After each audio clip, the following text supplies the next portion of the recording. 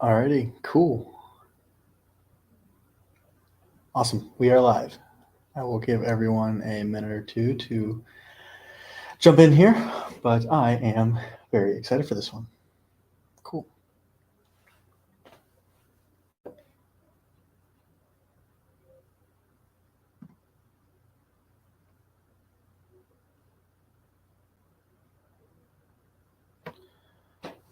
Alrighty, cool. Well, I will not wait any longer. Let's get to it.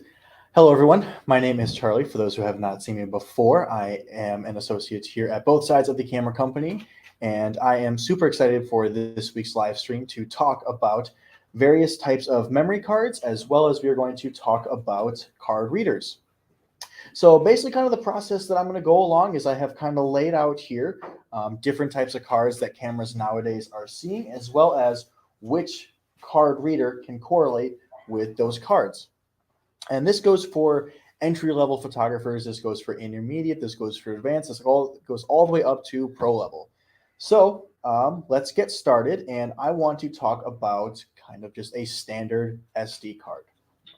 Most cameras, if you are a beginner, an intermediate, or kind of an advanced, you will see that your camera has an SD slot that requires that for storage. Now, the two options that you will see here in front of me are a UHS-2 or a card that looks like this, which is a UHS-1. Now, ProMaster has really good options for these. All the ones that you see here sitting in red are their rugged cards. The rugged cards are especially cool because they have a lifetime warranty with them. So if anything happens to them, bring it in and we give you a replacement as well as a free data recovery. In addition to these as well, you are also looking at it as all-weather resistant as well as it is also shockproof. I cannot tell you how many times I have ran cards through the washing machine with them sitting in like my pocket or a shirt pocket or a jacket. They've been dropped in the snow. They've dropped in lakes and ponds, whatever. And I just take it out and I kind of give it a little bit of dry and it's back to normal. So the rugged cards in general are great. Now the question that comes into play though is what's the difference between, like I showed here, the UHS-1 versus the one sitting right here, which is a UHS, if you look on the right here, a UHS-2. The big difference will come into speed as well as recording power. With a standard UHS-1 through ProMaster, these cards can record up to high definition with a write speed of 100 and a read speed of 90. So with that, it's run-of-the-mill. It can get the job done, but if you're looking to do 4K or 6K video, this card would not work for you. So you need to jump up to a UHS-2 card. Now, the cool thing about these cards as well is the read and write speed on these is also much, much faster. So if you are someone that does high-speed shooting, such as bird photography or sports or wildlife, or if you're someone like me that shoots landscapes and I'm doing high-res images, or I'm doing stitching or panoramas or photos or focus stacking, I need higher res or higher speeds. So with these, like I mentioned on here, it's 190 versus on here, I'm looking at a 300 megabit write speed and a 260 read speed. So with keeping that in mind, my cards then can keep up with my camera's capability. Now, how do you know if your camera can support these types of cards where it goes up to UHS-2? Easiest way to do it is you can actually just look up your camera online or look in your manual and it will tell you a list of supported card types. Most of them will all stay standard SDX or SXDHC, which is like a standard SD slot. But if you are seeing the little spot for UHS-2, if this would focus for me, UHS-2 right here, that is basically an extra set of pins on the back of the card that can allow it to read and write faster. Certain cameras in the intermediate, advanced, as well as the pro level have this feature. So if your card can support it, I see no reason to not jump up to these and allow your camera to capture and reads and write speeds to its fastest capabilities. Now, next in line is where you are looking at the more pro level cards. First up, we have a CFExpress Type B sitting next to a CFExpress Type A. Now, these cards is, like I mentioned with these, we're talking 100 and 300. CFExpress type cards, They look extremely similar. However, the speeds on these is blisteringly faster. So they have all the same features. It's still rugged. It still is fully weather resistant. It still has the same lifetime warranty with them. However, the read and write speeds, this card can read at 1,770 megabits per second, and it can write at 1,700. That's well over a gigabyte for a read speed. So if you were trying to do a 20 to 30 second, burst all in once, and you need that buffer to just be quick and easy, if your camera can take these cards, this is 100% the way to go. Now, there is a difference in regards to Type A and Type B. Type A cards, they're still fast. They're much faster than regular SD, but they're not as fast. Type A cards can read at 880 roughly, and they can write at about 700 to 800 in that window somewhere. So not as fast, but compared to regular SD, they are much faster. Now, again, if you want to figure out if your camera can take it, what you'll notice if you look at your camera's storage slots, specifically with these, you'll notice that the slot looks a little bigger. If you were to try to throw an SD card in there, it will kind of just fall in and kind of jostle around. Whereas on the other end, these will fit nice and snug in there. Now, the big difference, though, along with these, is there is a Type B and there is a Type A. Certain cameras can only take a Type B versus a Type A. Most Nikon mirrorless cameras nowadays, as well as the Canon mirrorless, take Type B, whereas the Sony cameras take a Type A card. Something that I've never fully understood, but hey, it happens, and I think it's one of the coolest things about these companies, is as they continue to update their firmware for cameras, they will future-proof themselves and allow firmware updates to support new cards as they come out. So originally, for example, when the Nikon D850 was released, it was only able to support XQD files and XQD cards in that slot. Well, once the CFExpress Type B card came out, it had the same format and size of an XQD card. So what Nikon did was they put a firmware update out that now allowed people to purchase these cards and use it in their D850.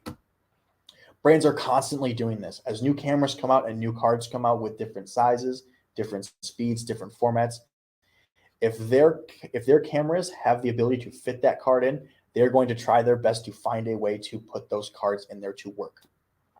So this is kind of the four slew here of the 4 different types of memory cards. The last one that I magically hid under the regular UHS ones was looking at a UHS 1 micro SD, which basically looks a lot like a regular SD card, but it's a lot smaller, and then it comes with an adapter. There are certain point and shoots out there that take these cards. For example, from the Sony, they have an HX99 that takes this little guy right here. Same thing goes with this one. Lifetime warranty, full weather resistant, throw it in the washer, you should be A-okay. The other reasons for these that I will see a lot of people coming in to purchase these is for trail cams. If you are someone that does a lot of hunting or owns a lot of land, trail cams typically take micro SD cards, and so they're throwing them in there a lot. If you're someone that does a lot of action and you're using GoPros, for example, or various drones, a lot of the drones, such as the Mavic Pro or the new GoPros, they take a micro SD card. So this is where you can grab this, and it does the job flawlessly. So that's kind of an overview of the different cards we have here in front. Now, the next thing and the final thing I want to talk about then are how can I read these cards on a computer of some sort. Basically, what I did was I correlated each card up with what it can be used to read. So the general one to start you were looking at is just a standard trifecta right here. This is my personal favorite out of all of these sitting here in front of me because you have 2 separate ends here. What I'll do is I'm just going to pop this out just to kind of demonstrate, because this is the one that I use for my MacBook here as well as my desktop PC at home. On one end of this reader, I have a standard, if it would load, a standard USB Type A. If I flip it around, I also have, if it would focus, a USB Type C port. So I can plug this into here, no problem. Or if I have my desktop in front of me, I could plug it into there. You may be asking yourself, where does the SD card go and if it's taking up both ends? Well, ProMaster's done it brilliantly, and right here on the side, you can see it has a slot for a SD card as well as a micro SD card right below it. So I have found that these are fantastic because if you are someone that is constantly using different machines, or you are someone that is, on the go and you can't lug around something like this, you can just toss in a little trifecta and you are good to go for any circumstance. Next in line, we have a USB Type A dual slot card reader. Now, the cool thing about this one from ProMaster is here on the bottom of this card, you can see that there are 2 slots in there. So if I am using a card or a camera, for example, that uses 2 SD cards, such as like the A7 IV or various cameras like that, I have 2 SD slots that I can actually take both out of the camera and put them both in here at once. And I can again plug it in my computer and I can read both at once. This one as well is a UHS 2 supported card reader. So with the extra set of pins, this card reader also has that built into it. So I can go and I can maximize the reading speed of this as I transfer over to my computer. So I found this to be really useful if you are someone that uses more than one card at once and they're both UHS 2. You can maximize the potential with that. Next in line then, and this kind of ends the line then in regards to just standard SD, would be a full-on card reader as well as a hub to it. So with this guy, here at the bottom you can see there are 4, if it would focus for me, I would say that there are 4. There we go. There are 4 different types. Here at the bottom you have a compact flash, which is more of an older style that's not really produced much anymore, if at all. Right above then me here, I have a standard SD slot. Further to my left there, to my right there, you can see a micro SD slot. And then right down here at the bottom, you have your standard CFExpress Type A. In addition as well, I can't really take it out of the box here, but on the other side here as well, the reason they call it a hub is because there is a series of USB ports. So of course I plug this into a computer and I take away one port, but the benefit of this then is I'm looking at 1, 2, 3 extra ports that I can use to my disposal when it comes to plugging other things in. So I found this to be really useful if you are someone that kind of has a standalone machine that you don't want to be taking these card readers with you in and out. If you just want to kind of have something stationary, hubs are great because they are so multi-purpose. Then next in front of me here, we have the 2 different options for the CFExpress cards. So this one here is from Delkin. This is their CFExpress Type B reader. And in addition as well, it has a slot for a UHS 2 card. So I know, for example, again, kind of going back to that Nikon D850, they have a slot that can take a CFExpress Type B card. And in addition as well, it can also take a UHS 2 card. So if I want to have an ability to have one card reader that can take both, I would probably go with this one then. And then last but not least, we have another Delkin option right here. And this one simply supports the CFExpress Type A. Both of these guys as well just take a standard USB Type A port into a computer. And it's the easiest way to read across all different forms of multimedia. So with that being said, that kind of covers all of the different cards as well as a lot of the different card readers. Now, what I have sitting here in front of me is not the only amount that we have. I just pulled off a 64 gigabyte, 150 gigabytes, and a 160 gigabyte slots.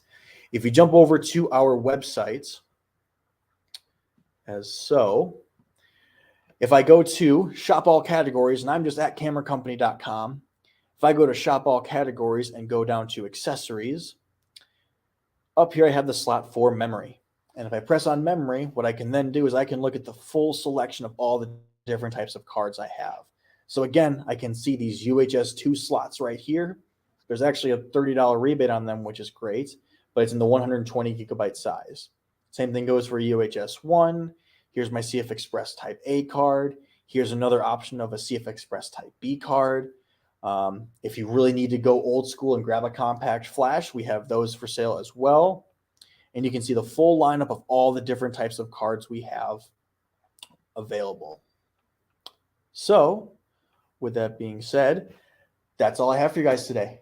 Coming up here is Black Friday, of course, and the holidays are a great time. So if you are someone that is looking for a stocking stuffer for a photo bug or a shutter bug, SD cards are a great option.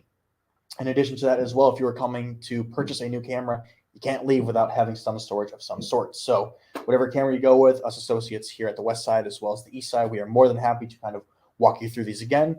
But this is a way that you can kind of take that knowledge into the store with you and be prepared for whatever questions you may have or we may have for you. So without further ado, that's where I'm going to leave off today. I hope everyone has a wonderful holiday coming up here, and I look forward to seeing every one of you in the store this weekend. Till then, happy holidays and happy shooting.